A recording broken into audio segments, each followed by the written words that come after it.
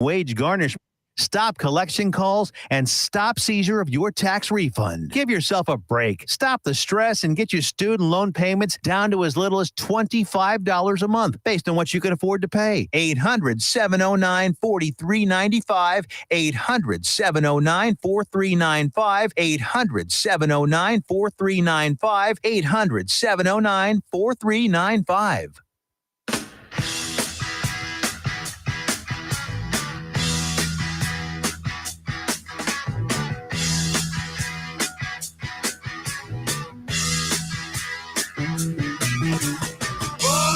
To be wild.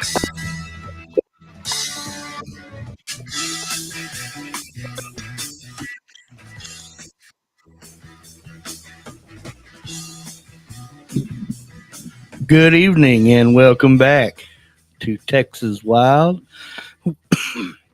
with Ryan Prigmore, Adventures from the Water to the Campfire. We are back again for another wonderful week. We're in the studio this week with Diana Yurrick, my trusty co-host and lead diver with Blue Diver Search and Recovery. Let me tell you, this girl, she likes to dive. And that's what we're going to talk about today. It's like I like to say every episode, enough is enough. You know what I mean? Enough politics and enough TV and enough trouble and bad news, and enough is enough. We're here to talk about adventure. We're here to put all that away because tomorrow's Friday and it's the beginning of everybody's adventure time. You know, if you have Friday, Saturday, Sunday off, that's the time when you get out of the house, you go somewhere, you do something that maybe you've done before, maybe you've never done before. And the whole idea is just to get off the couch and go outside, right? Yep, and have an adventure. There's adventure just barely on the other side of that door. And tonight we have a special guest to talk about the basics. When I did my last show with Jeff, I would say back to the basics. We're going to talk about diving. The last show we did was called Uncovered. And we uncovered a lot of stuff in the time that we did that show. And I wasn't a host. I was a co-host and a producer. I put everything together and I put the topics together and I did the guest appearances and all that. But here on this show, you do it all. I do it all. I call the shots. I discuss. I come up with topics with your help, of course. I try to find us interesting guests that we can interview and just generally have a good time. And we're here to talk about adventure. No politics, no stress, no mess, no nothing. Just adventure. And that's why we're here. We have a special guest. Her name is Vickie Stanley, who hails from Canyon Lake. And you got to meet her this past weekend, didn't you? Yeah, we got to meet up and talk diving a little bit and just have a drink. Well, we took an 800-mile road trip this past weekend. We went everywhere, didn't we? We started in the San Marcos River, and you got to experience your first Clearwater scuba diving experience. First Clearwater, first river, a lot of firsts on that one. A lot of firsts. In the area that we went, it wasn't deep. No, not at all. It was only about chest deep, maybe, probably waist deep on you, but chest deep on me because you're 6 foot something. I'm not. I mean, it was about chest deep, and there was a few slightly deeper areas, but not much at all. Yeah, we didn't find very much either, did we? No, I think that's an area that's probably picked clean pretty often. Well, it is Lions Club. It's the most popular place on the San Marcos River, really. As you go down to Rio and get some opportunity time during the daylight to do that, you'll see as many people at Rio as there are at Lions Club. Lions Club is a much smaller area, so it gets really packed really quick. All right. Now we also went at a kind of off time of year. Huh? We also went at an off time of year for large crowds. Right, but that's what's so great about the San Marcos River. It doesn't matter what time of year it is. It's always the same temperature. It's always 72 degrees because it's spring fed.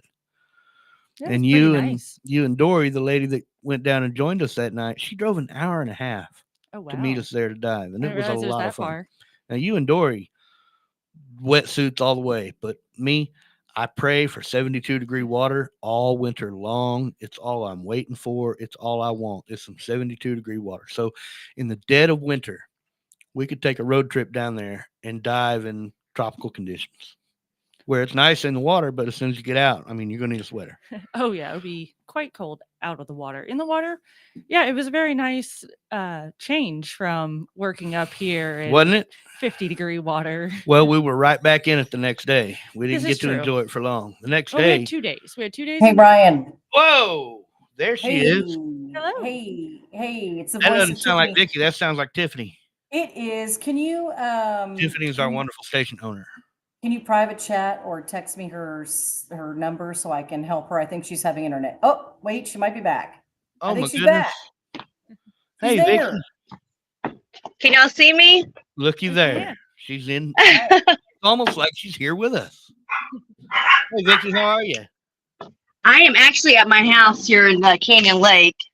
Yeah, Yeah, I can't get my camera to work on this end, so it was working just for a second. I could see you, but that's all right. We can just do it like this. It's hold on fine. one moment. Well, Do it old fashioned. hey, I saw you for a second again. Tiffany, you still with us? No, it looks like Tiffany. I am always with you. Oh, right on. She's like God. She just beams in from nowhere. Yeah, here I am, and my sound is pretty bad right now too, so Well, we can hear you just fine. Can you hear me okay? it's really low. Hold on. Is it? Yeah. Put me on speaker. Or if you've got some earbuds, or if you got earbuds, or Do you have earbuds or headphones or anything like that so that we can focus on? Yes, they're I as loud, think one. they're as loud as they can go on their end. So you'd probably need to turn up your volume. Audio. Turning up your volume often helps if you can't hear There we something. go. All right. From Well, Ryan. keep it talking.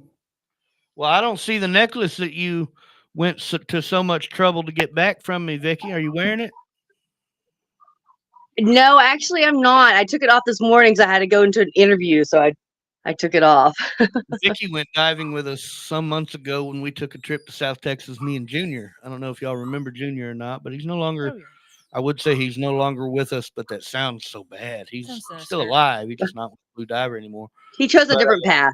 Yeah, he you left a necklace with our gear, and we wound up keeping it and hanging on to it for you, and we just got it back to you. We were just talking about that 800-mile trip we took, where we got to hang out with you on the way home. Yep. And Diana. return my necklace.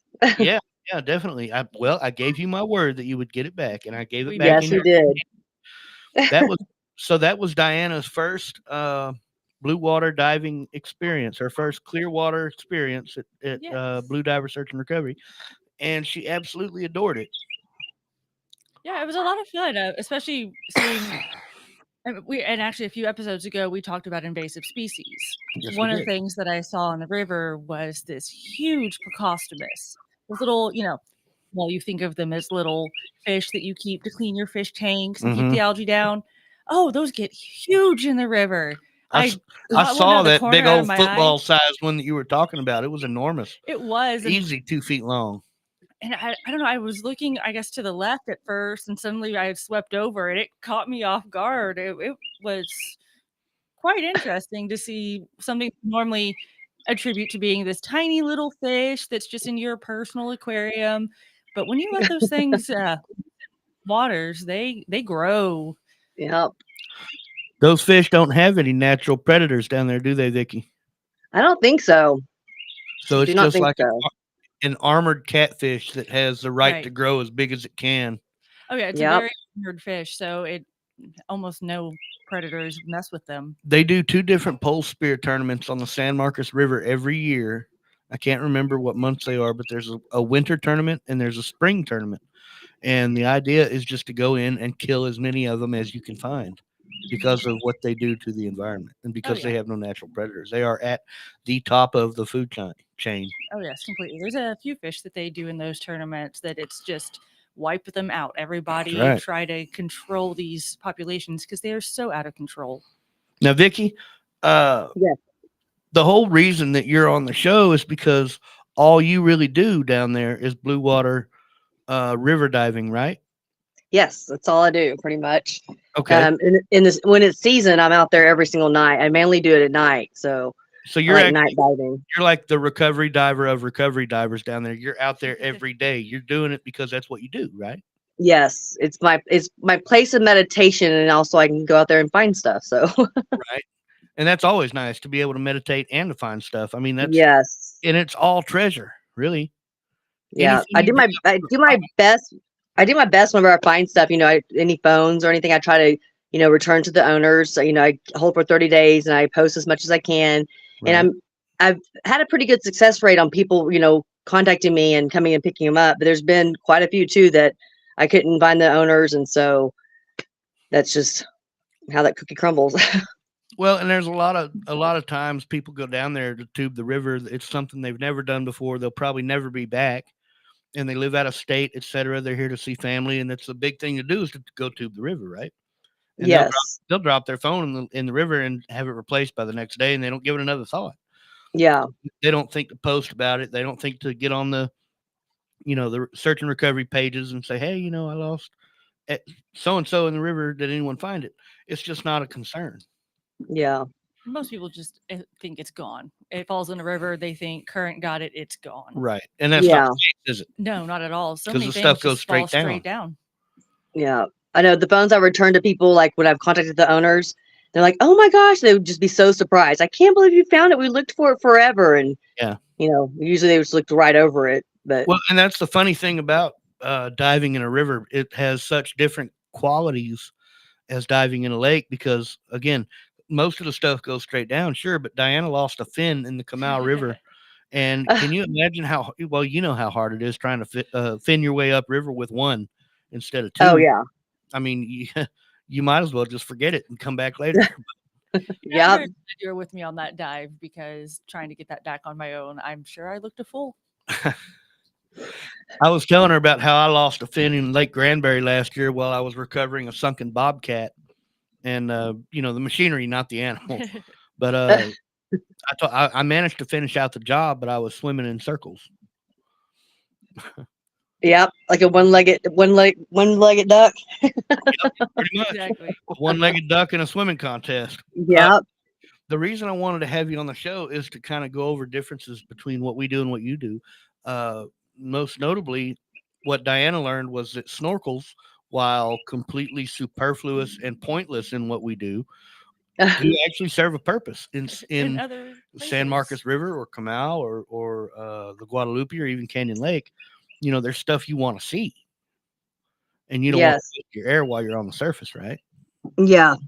Yeah, there's some, and some of the really popular spots, like where people lose stuff, is actually in the shallower water. So that mainly just needs to snorkel and, your goggles and strength to be able to hold yourself in the current.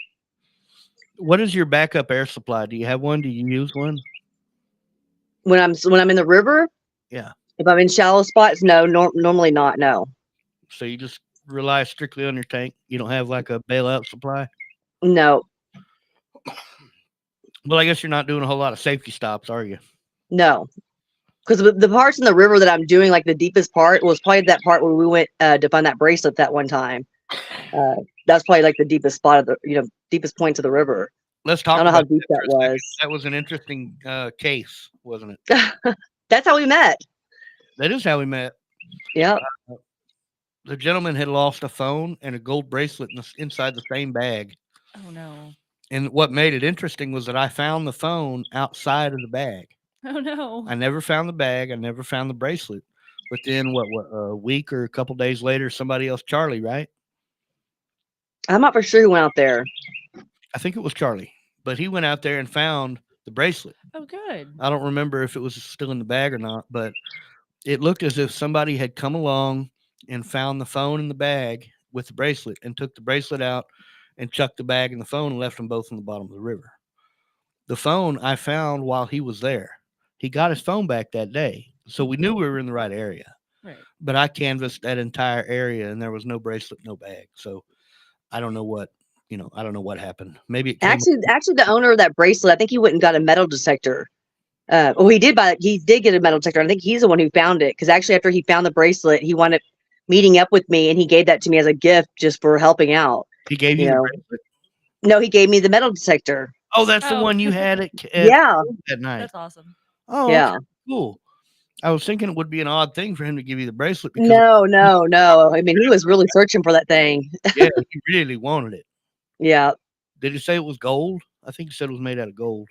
I don't remember. I just know that it was really important to him because his fiance's family had given it to him. Oh, okay. Yeah, that's something you don't want to lose. So Yeah.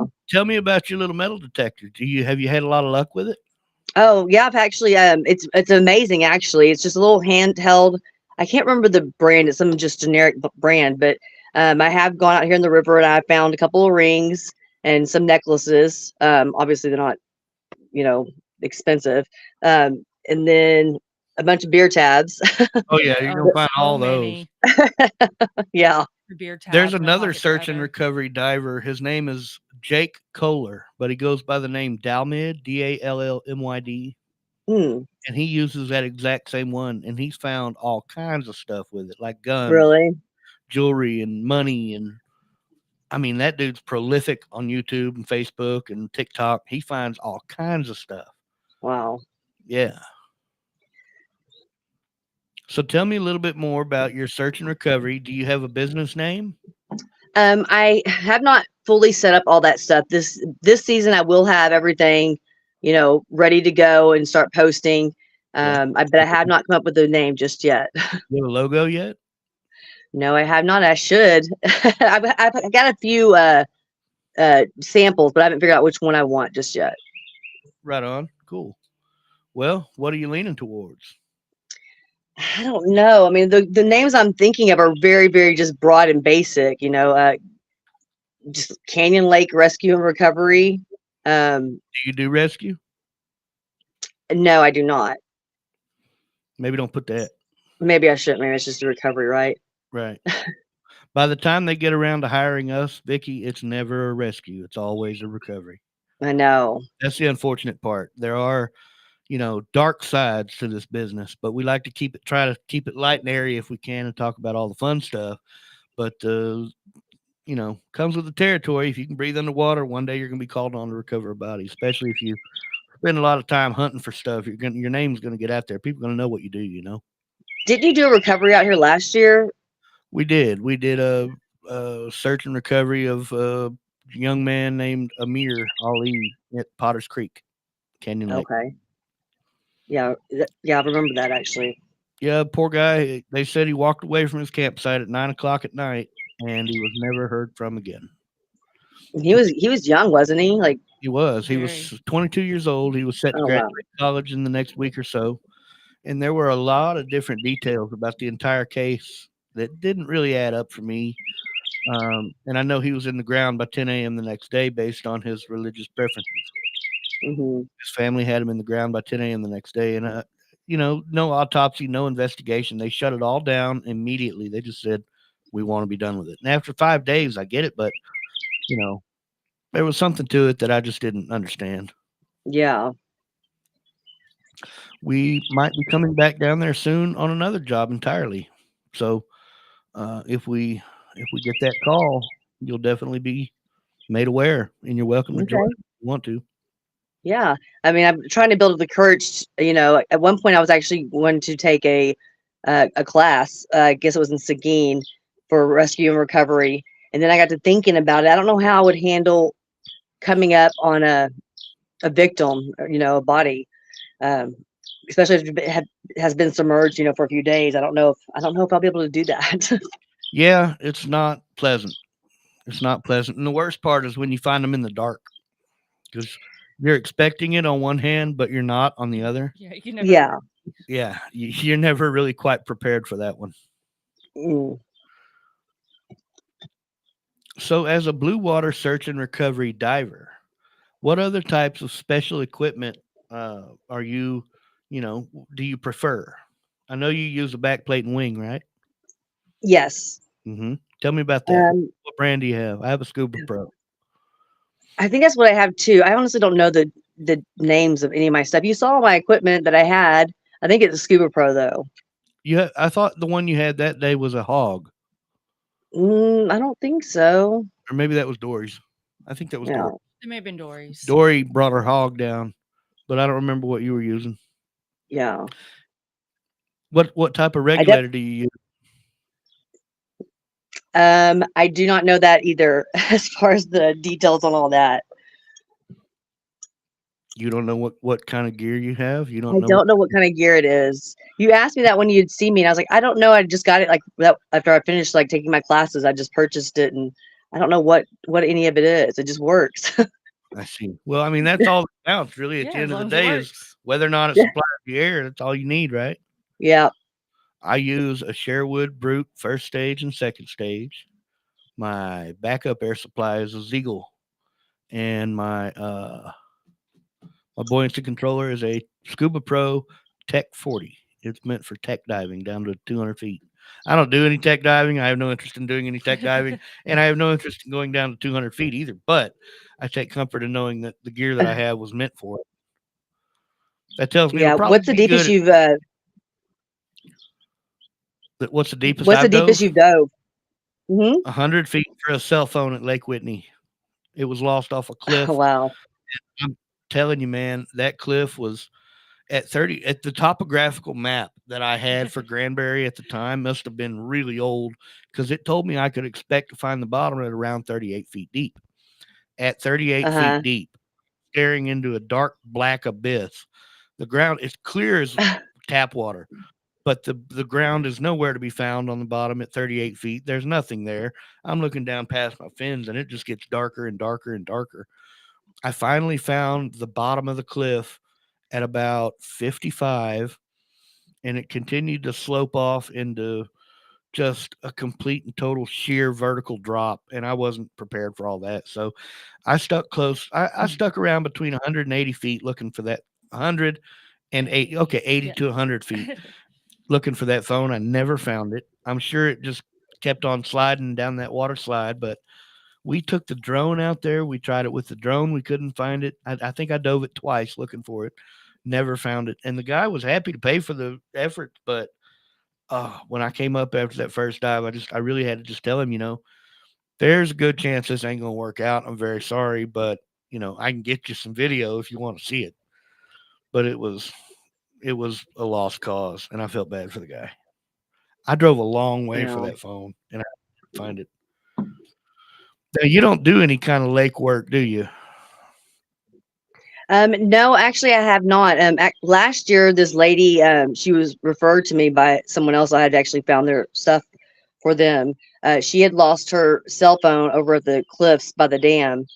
Um, and I went out there to scope out the area because I know it's basically a drop off at the dam. The area where she was at, it was a good hike. It was just a little bit too much work, where she was at. And I wound up contacting another local diver, and I asked him what the depths were down there, and he said it was around 100 feet. So that was the only thing I've been called out on, and I wasn't able to do it. You wouldn't do the 100-foot dive?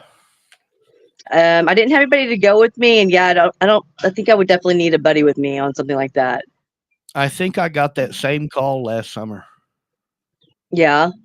I made it known that I was going to be in Canyon Lake in the general area for some different, unrelated search and recovery work. And I think I got that call because wasn't it like a young girl, 16, 17 years Yeah. old? Yes. You told me about her. Yeah. And I did Yeah, contact her. okay. Because I was the one that called you on it. Yes. Okay, yeah. I don't remember what was happening, but I couldn't make it out to Canyon Lake for that dive that day. I had something else going on, and I wanted to, I just couldn't. Yeah. I mean, we could have taken the drone and probably gotten it back, but I don't know what was going on. I just couldn't make it there. And nobody else that I spoke to in the area that was a search and recovery diver was even remotely interested in Yeah. diving. The area she was at was definitely a pretty good hike down. It was a difficult way to get to, difficult place to get to. It's a lot of heavy gear to hike. And that's how the dive at the cliffs at Lake Whitney last summer for that phone wound up too. It wound up being, I don't know, like a half a mile hike from the parking Yeah. lot where they dropped the phone. And with gear, that's a real pain in the butt. That's a long haul. Now, Dory, another diver down there in your area, she uses a 50 CFM tank. Have you seen those? The small ones. Real small one, yeah. Yeah. I've got a couple 63s in my rotation, and that's the smallest tank I'd ever seen until I saw that. That thing's little bitty. But again, if you're in the river and the river's flowing with any kind of consistency and you have a snorkel, you're not going to use a whole bunch of air, but you got to be really good at switching between your regulator and your snorkel. Yeah. Oh, yeah, I barely used any air when we went down on the second day. I know you had something like 1,800 left when we got to the. No, you had more than that. I had 1,800 left. You had like 2,800. Yeah, I had over 2,000. But I noticed you didn't really dive either. Your tank stayed on the top of the water the whole time. For the most part, I wasn't really finding a whole lot. You did find a bracelet with a phone number that said "Hey Boo" on it, right? No, I found the keys on the second. Who found the bracelet? I don't know anything about the bracelet. So okay.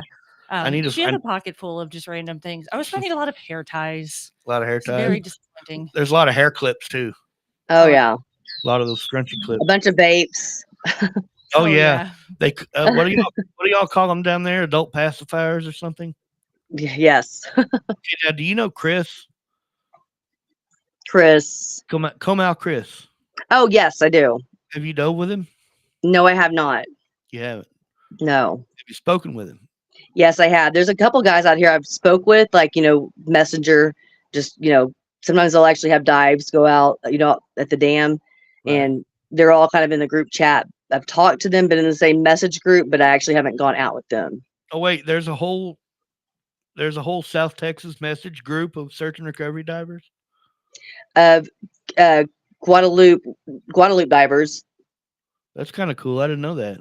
Yeah, on Facebook, it's amazing. Like that's when people lose stuff. Actually, last year's probably the first year I've seen like the postings. Like they had like people were asking if stuff has been found, and then divers posting stuff that they've found, and it's helped help get the stuff back to the owner. So if there's a gold nugget ring in the state of Texas, and not the one the guy lost last year either, mine, I lost it in the San Marcos River. I'll tell you the story when I come back, but if you see one, let me know, please. Okay. We got about 20 seconds left on this segment. When we come back, we'll dive back in, but we're going to break here in about 15 seconds for station ID and commercials, and we'll be back in just a bit, okay? Don't go anywhere. All right. All right, bye. Bye. I don't know why I said bye. Hi. Bye.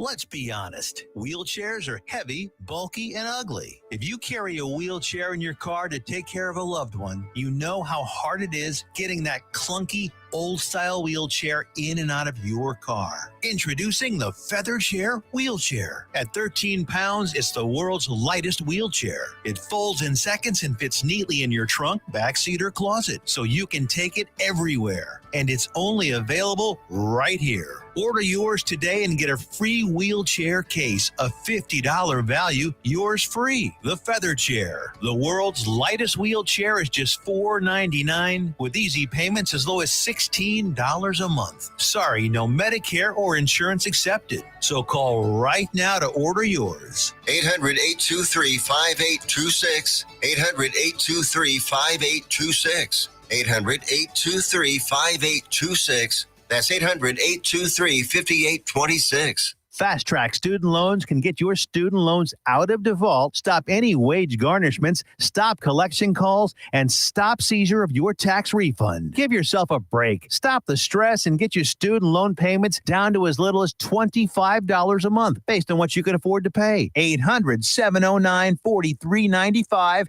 800-709-4395. 800-709-4395. 800-709-4395. Fast Track Student Loans can get your student loans out of default, stop any wage garnishments, stop collection calls, and stop seizure of your tax refund. Give yourself a break. Stop the stress and get your student loan payments down to as little as $25 a month based on what you can afford to pay. 800-709-4395. 800-709-4395. 800-709-4395. 800-709-4395. JoCo Community Radio. Listen live at jococommunityradio.com. Home to be wild.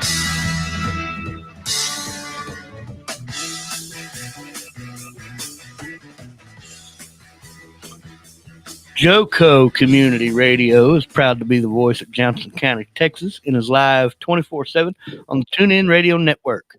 TuneInJoco.com is a place to find all the ways to listen and watch, and the station app is available for free on Android and Apple devices.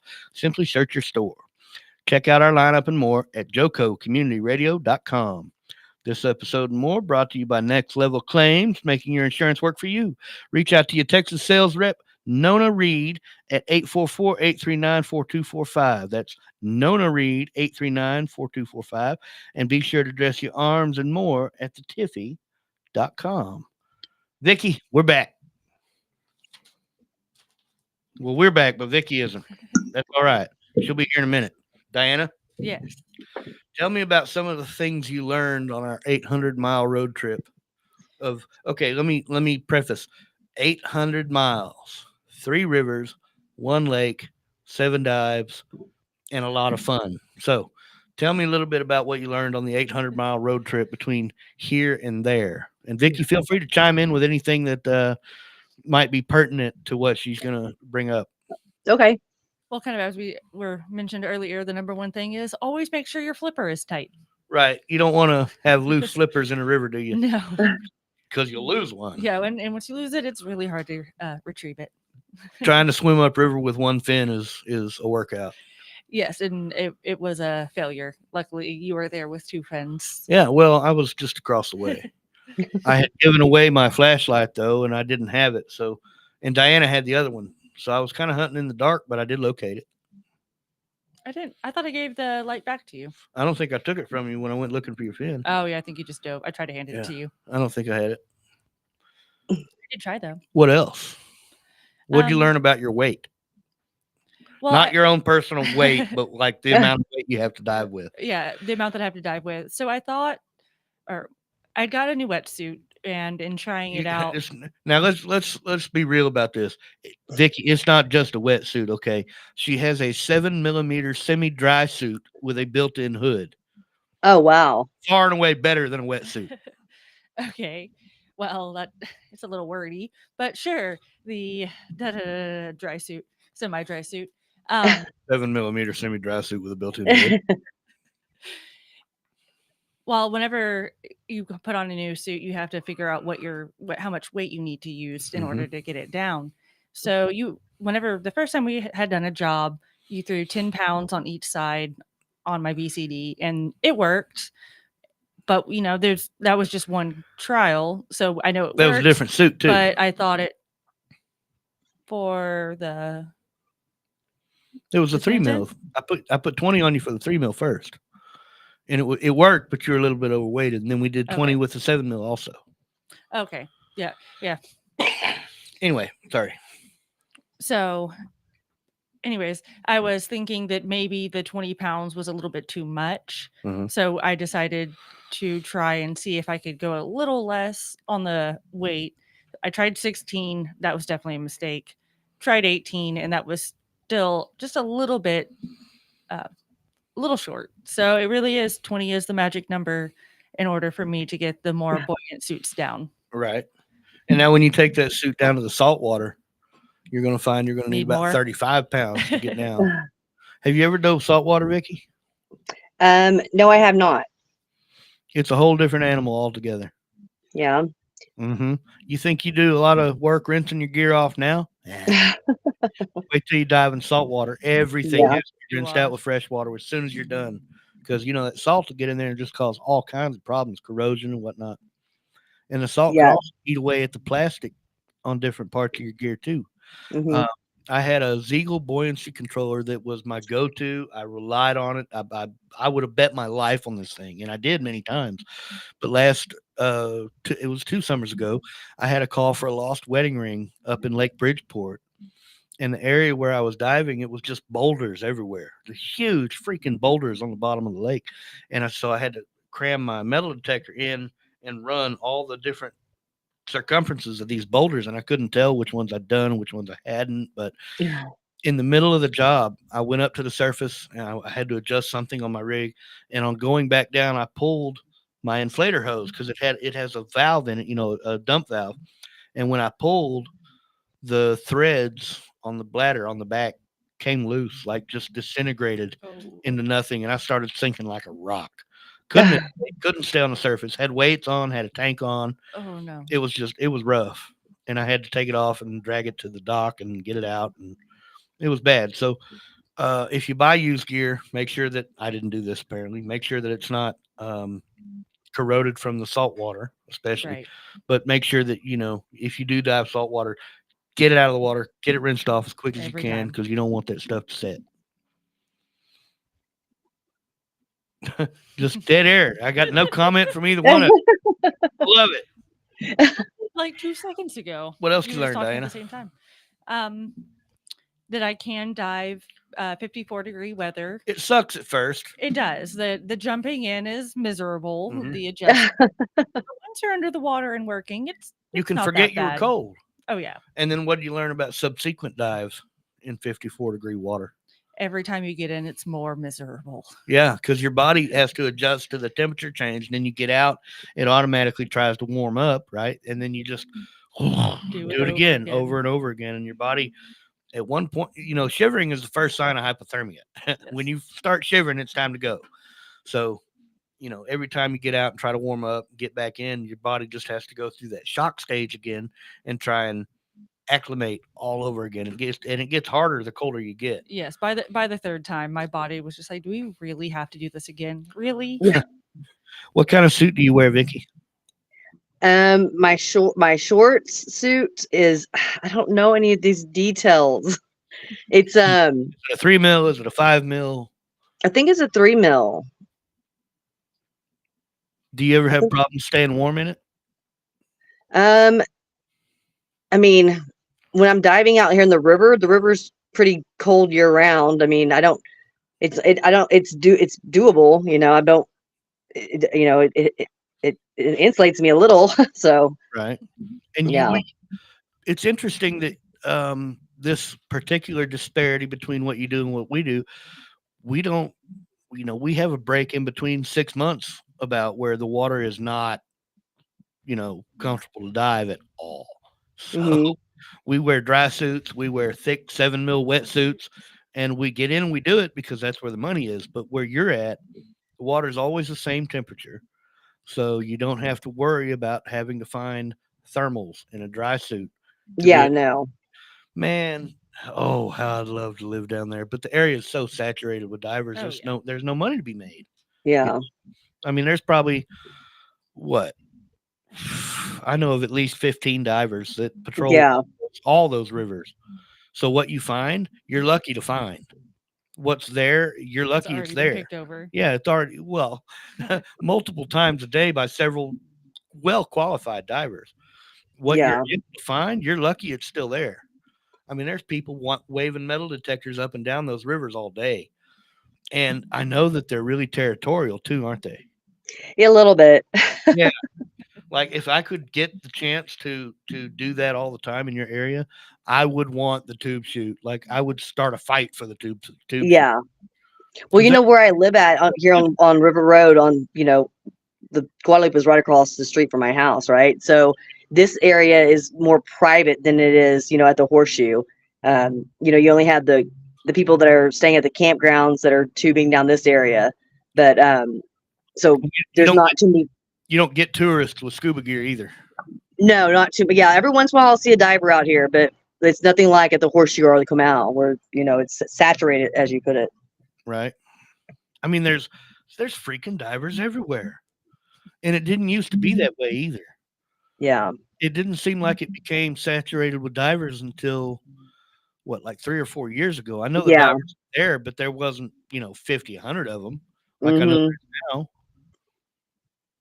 And it seems like it wasn't until I started doing this that I started noticing that the area was ballooning with divers, people getting scuba certified to go out there and find treasure because it's there. Yeah. Now, do you lean on the difference between abandoned versus lost property when you're returning the things you find? Say that again. Do you lean on the difference between abandoned versus lost property when you're doing the returns of the stuff that you find?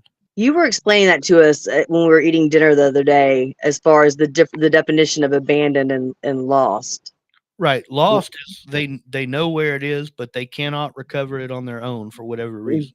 Yeah. Whereas abandoned is they know where it is. They could go get it if they wanted to, but they choose not to.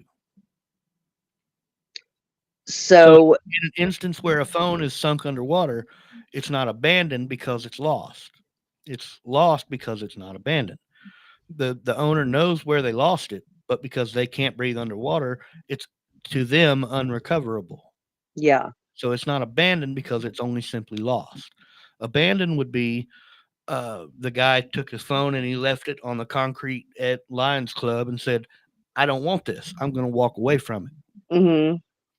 Or it could be a diver who knows where he lost his phone but doesn't want to haul his scuba gear down to the water to get it. That would be abandoned. Yeah. It's there, it's recoverable, but you choose not to. Mm-hmm. So the things that we find in the water are not abandoned. This is not abandoned stuff. This is lost stuff that Right. has an owner that wants it back, etc. Whereas Yeah. abandoned is completely the opposite. Has no owner, cannot get it back, they don't want it back, etc. Yeah, So I've when run I'm into that actually a few times where I have found a phone and called the owner, and they're like, we just took it as a loss. Yeah. And they file insurance, and I'm like, well, okay, that's it then. Yeah, that's abandoned. That's something that we can get rid of for our own profit without having to have a Mm-hmm. guilty conscience about giving away somebody's stuff. Yeah. Now, the stuff that we recover, that we try to return, we make an honest effort. We post it, Mm-hmm. we try to find the owner, we try to get into the contact and say, hey, if you could please call so and so, whoever owns this phone number, and let them know Ryan with Blue Diver or Vickie with Downwind Dive Service has the phone, and they just say, oh yeah, that'd be great. Here's how you contact them, and then we are able Yeah. to phone back to them. They're able to have it back, and That's one of everybody's the great happy. things about social media these days is it's very easy for posts to be shared and the correct owners to be found on things. Right. The same thing that makes social media so great is one of the same things that makes it so shitty, in my opinion. The instant Yeah. connect. I mean, you're connected worldwide all the time. Yeah. And that's what the show is about here, is getting away from that. Put the phone down, go outside. But it does have its uses where we're trying to return stuff. And just like the guy that you remember last summer that lost that gold ring in the Guadalupe River, that was not an abandoned ring. And I did everything I could to find it. I gave every effort I had. I even Yeah. went back down there on my own dime to try and find it. And I couldn't find it. Mm-hmm. So I think somebody came along with a mask hanging off their tube and was like, hey, found me a gold ring. Yeah. Or it might show up this year. That, or he didn't lose it where he thought he lost it. Yeah, that's very common. One of the things that I tell my customers all the time is we are only as good as our location. Yeah. If you missed it by an inch, you might as well miss it by a mile. But Very true. that doesn't apply in a blue water situation, because you can see if your location's off, you can see where it's at. We don't have that luxury in black water search and recovery. We do what we Yeah. call braille diving. Everything's by feel. We don't even take a light in most cases, because as soon as you stir up the bottom, that's it. The light just makes it worse. Yeah, It it's makes like Yeah. it's like come driving out in of a you. blizzard with your brights on. It just gets worse. Yeah, I remember the first time I dove with you when we were looking for that bracelet. You were like, you found so much stuff, and I was like, how'd you find it? And you're like, basically braille the bottom, like Yeah, pretty much. no problem. Well, in that particular part of the Guadalupe River, I mean, it was still really clear. It was murkier than what I'm used to in that river, but it wasn't anything like the murky that we deal with up here. Oh yeah. So I could still find a lot of stuff. And I remember I had something like, I don't know, 10 pairs of sunglasses and 3 or 4 phones, and In a matter of like an hour or something. yeah, and umpteen vapes. God, there must have been 30 vapes. Those things are everywhere. Yep. I can't believe, and the lithium batteries in those things are horrible for the river too. Yeah. So you want to try and recover if we spent all of our time trying to recover every piece of trash we find, we'd never find That's all anything. we'd be doing. Yeah. Yeah. We'd be doing river cleanup efforts every day. Yeah. Usually what I do when I'm out here in the river, because like you said, if you go out there and you're picking up trash while you're diving, it's kind of defeats the purpose of actual diving. But I'll go out there and dedicate literally one day of cleaning up just the area, where I dive at. Right. Yeah, Cans, but caps, yes, there's so bottles. much junk on the bottom of the river. It's ridiculous. I do a little bit on pretty much every job we do. Yeah. As I'm waiting for you to go get the car or You whatever got it some may pockets. Why be, not? I Yeah. will just walk the shoreline and pick up anything that I find. That's good stuff to Yeah. do. The one thing that I laugh about every time I find it is the one shoe. Yes. Oh, so yeah, I actually was going to start out here because I used to work at one of the outfitters on the river, I and remember the one that was down by River Road. yeah, the Not shanty River Road, 304 or 306? 306. 32 and 306. Yeah. So Yeah. yeah, I worked there, and so every night after I get off of work, I'd go dive, and I'd always find one shoe, and I was going to start a wall that was going to be souls lost on the Guadalupe River. Souls lost. What? Souls lost on the Guadalupe River. Why didn't you do that? You should still do Yeah, I guess I still could. you call it your memorial wall, and If people people just go up there and staple their one shoe they had left or yeah, found. call it the memorial wall, and people would Yeah. ask why, and you'd say it's all a bunch of lost souls. Yep. Instagram account just dedicated to that and that alone. Just Yeah. always just a single. Oh, do you know what? Hmm. Oh, you've just given me a wonderful idea, Vickie. I have this boat slip at Eagle Mountain Lake, right? And I have this boat in the slip. Everybody knows who the boat belongs to because it's got a picture of Johnny Cash on the back doing this. Uh-huh. Everybody knows who the boat belongs to. So I'm going to start. Tiffany says you need to secure that website. I'm going to start a wall of shame at my boat slip for the things that we find underwater, and it's going to have a lost soul dedicated area for the one shoe that I'll find every now and then. Yeah. Vickie's a creator. Vickie sounds like a creator. I want to get with you later and get some more ideas on this. That's Yes. a great idea. The memorial wall. Oh, we could put the boat parts that we find. We could do. We could keep a running list of the phones we find. If I That's what actually I do that. Everything I find. Do what, Diana? Oh, I was saying if I held on to even half of the fishing poles that I find. No kidding. There's fishing poles all over the place in the water. Oh yeah, especially by the docks. And Don has probably lost most of them himself. I think he's the one who took one of them that I found. Yep. Yeah. Sure did. Yeah, he was just like, "You can keep it." No. What other kind of ideas you got, Vickie? I got a lot of ideas. I got a whole book. I'll have to sit down with you. We'll start with my business name. I want to video chat with you later and go over a few different ideas and give you a few of mine too. Okay. This could be very productive. We'll do what Tiffany calls a brain dump. A brain dump. Yeah, she came up with the idea for this radio show in like 45 seconds by doing what she calls a brain dump. She's listening right now, so she's probably going to. Is it Tiffany? Tiffany K. Yes, she is the station owner. She owns this wonderful little place where we get to talk about adventure and tell stories and just enjoy the company of others who have a like mind, like yourself. Oh, okay. Yeah, she owns Ensemble Media. Oh, awesome. Yeah, so well, thank goodness for her brain dumping. I'm saying that's not what I think of when I hear that phrase, but I'm glad that she's there because you can call her up, bounce ideas off of her, and she actually introduced me to Chat GPT. Are you familiar with that?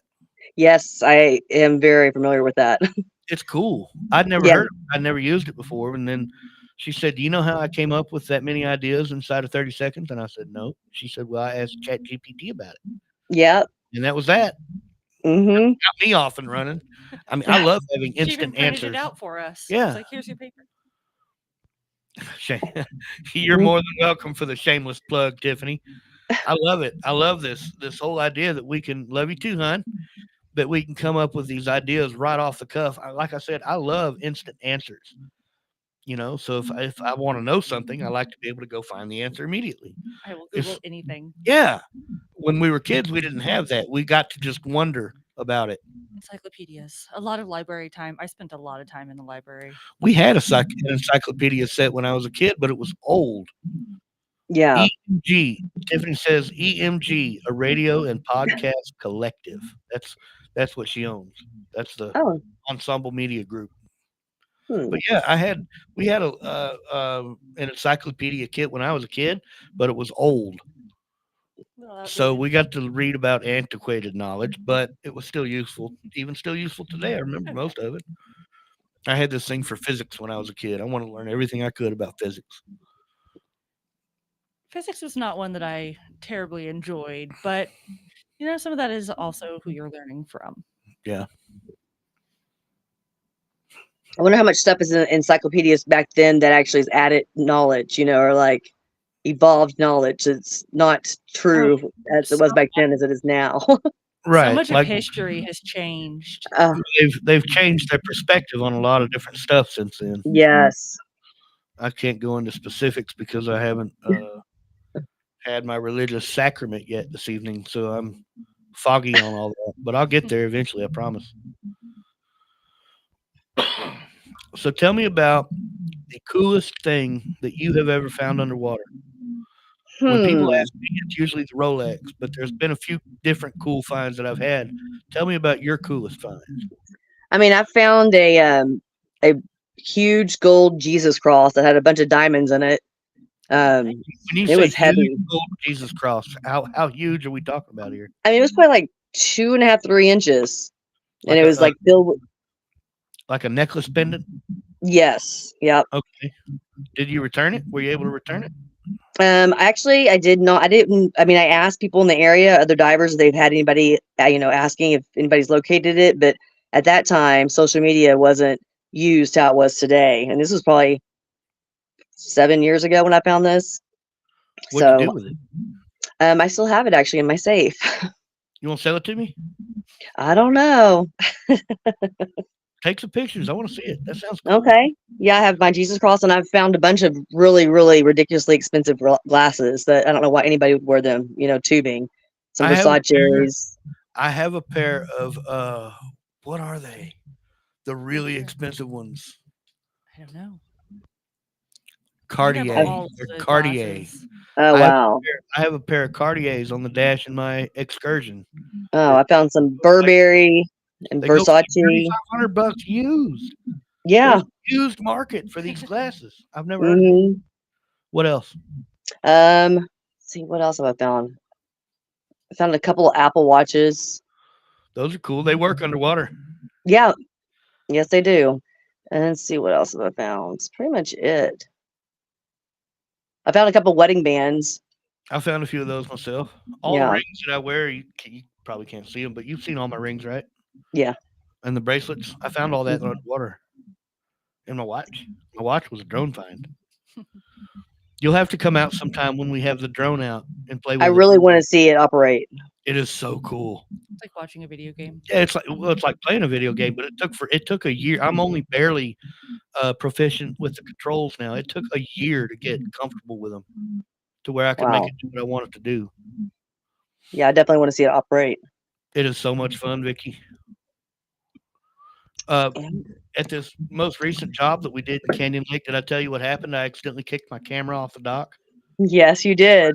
I just wanted to ask if you got that video. I did, but the video of the camera and the light going down, because the camera came on as soon as it hit the water, but the video of the camera and the light going down wasn't as cool as the fish that tried to take my camera while it was on the bottom. Like there was huge freaking catfish down there. That's cool. That kept swimming up to it, and they would put their mouth on it and try to pick it up and swim off, but they couldn't because it's too big.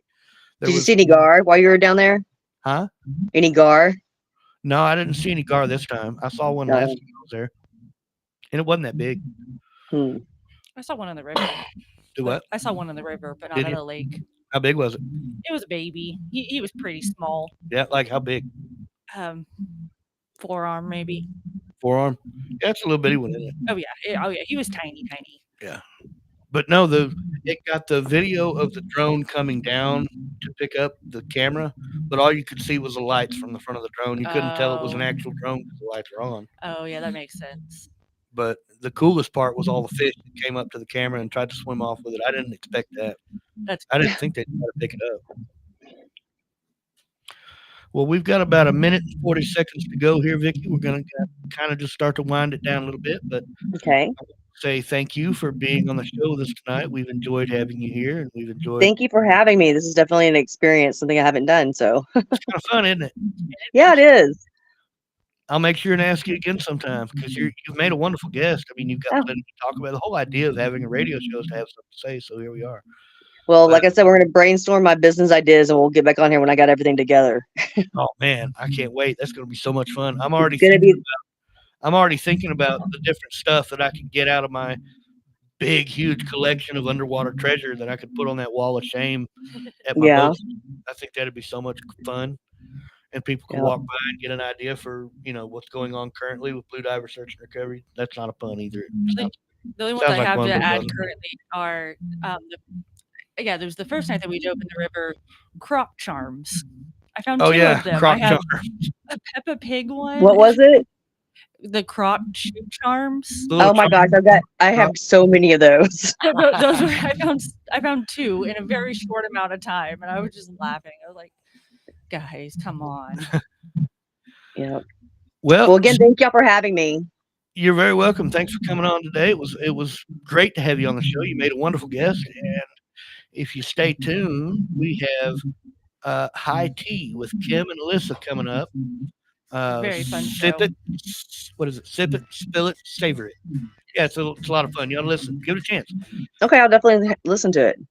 Thanks for watching, and we'll catch you next week. All right, bye-bye. Bye.